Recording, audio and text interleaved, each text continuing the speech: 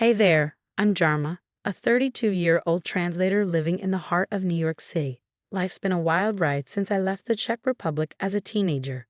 I've worked my way up, hustling to build a career I'm proud of, translating for bigwigs at the UN and Fortune 500 companies. Babe, have you seen my lucky tie? That's my husband, Michael, calling from the bedroom.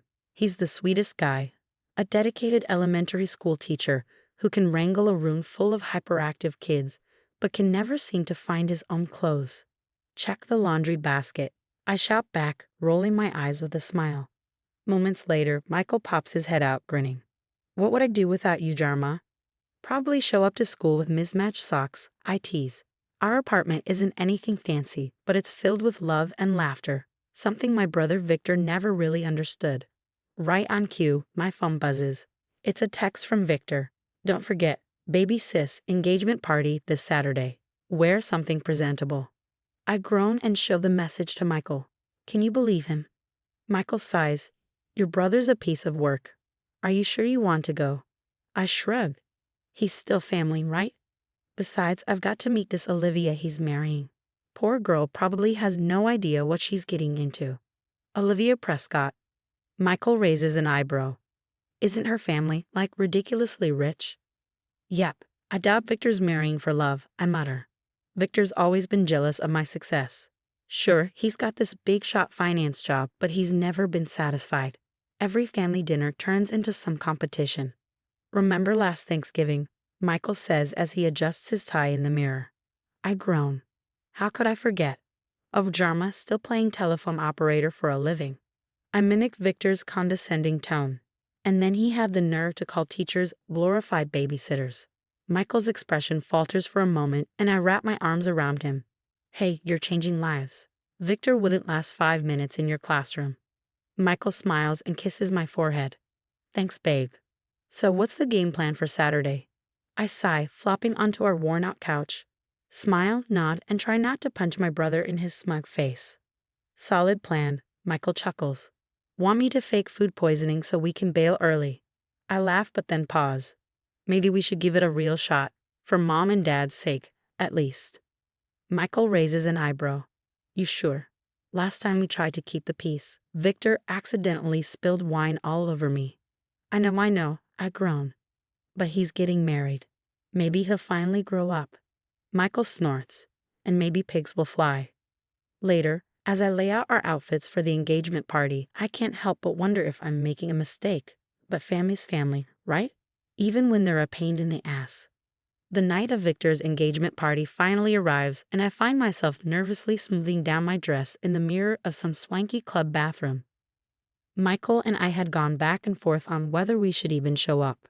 In the end, we decided to make an appearance, family obligations, and all that.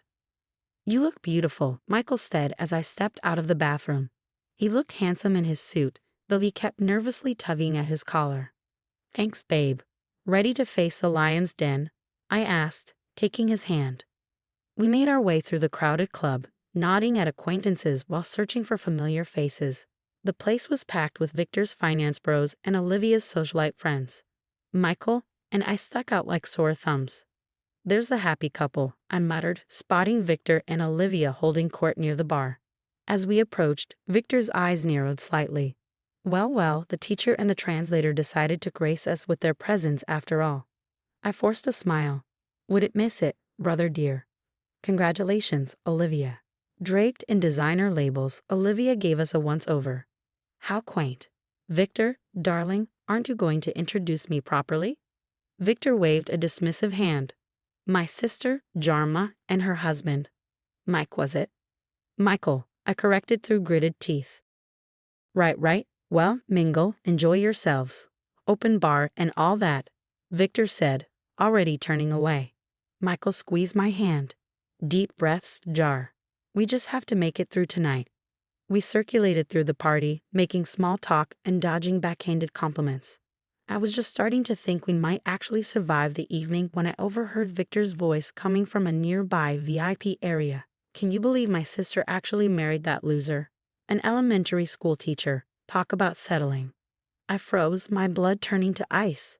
Across the room, Michael was chatting with someone. blissfully unaware of what was being said. "Why do you even invite them, man?" one of Victor's friends asked. Victor's laugh was sharp and cruel. "Are you kidding? It's hilarious. Plus, I get to show everyone what a charitable big brother I am, taking care of the family charity case." That was it.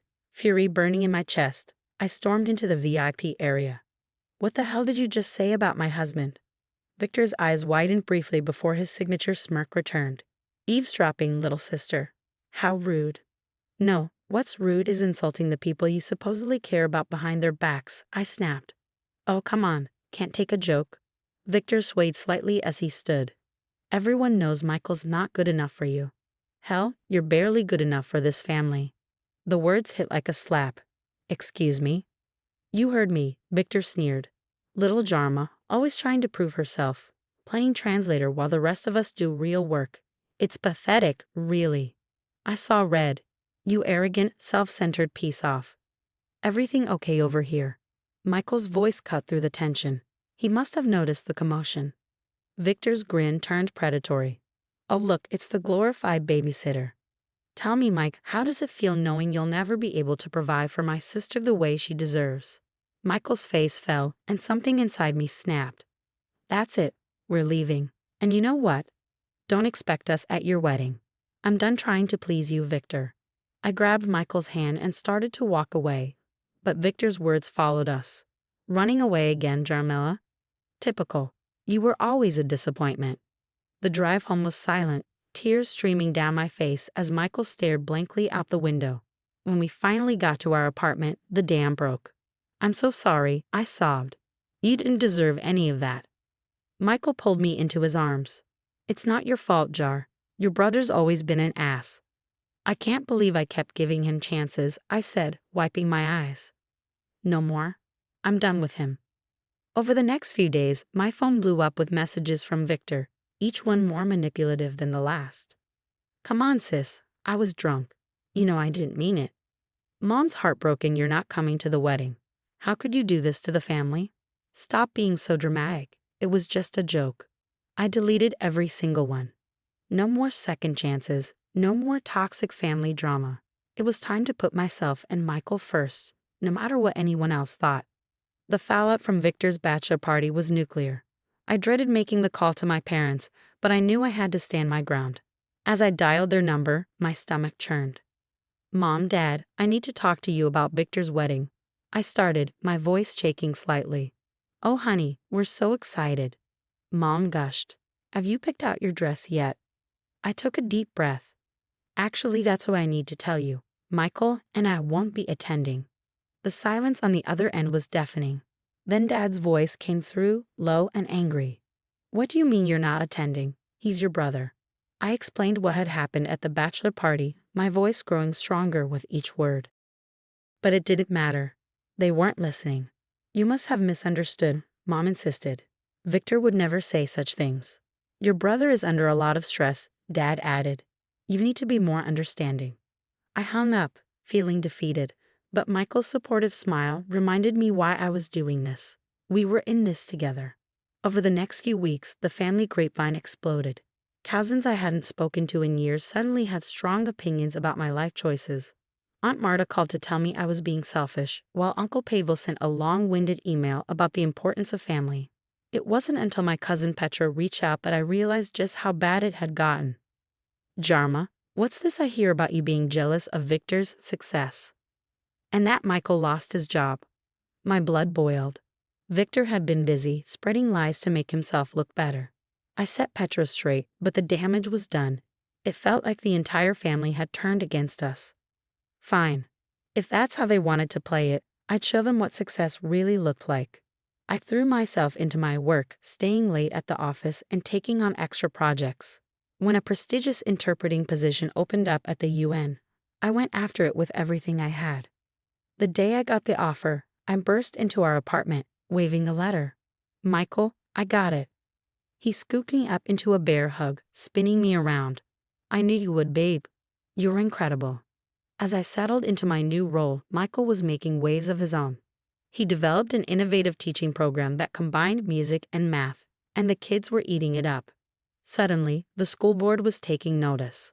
One night, as we celebrated with takeout and cheap champagne, Michael's phone buzzed. He glanced at it, then did a double take. "Holy, what is it?" I asked, my mouth full of lo mein. He showed me the email. The state education department wanted to implement his program across multiple districts. There was even talk of a grant, maybe even a book deal. "Look at us," I laughed, clinking my plastic cup against his. The loser translator and the glorified babysitter taking over the world. As Victor's wedding day approached, we packed our bags for a well-deserved vacation. Let them have their drama. We were headed for a week of sun, sand, and not giving a damn about family politics. We were sipping cocktails on the beach when my phone pinged with a text from Petra. "OMG, you won't believe what happened at the wedding." Curiosity got the better of me, so I called her back, and the story came tumbling out. Apparently, Victor had gotten wasted and caused a scene at the reception.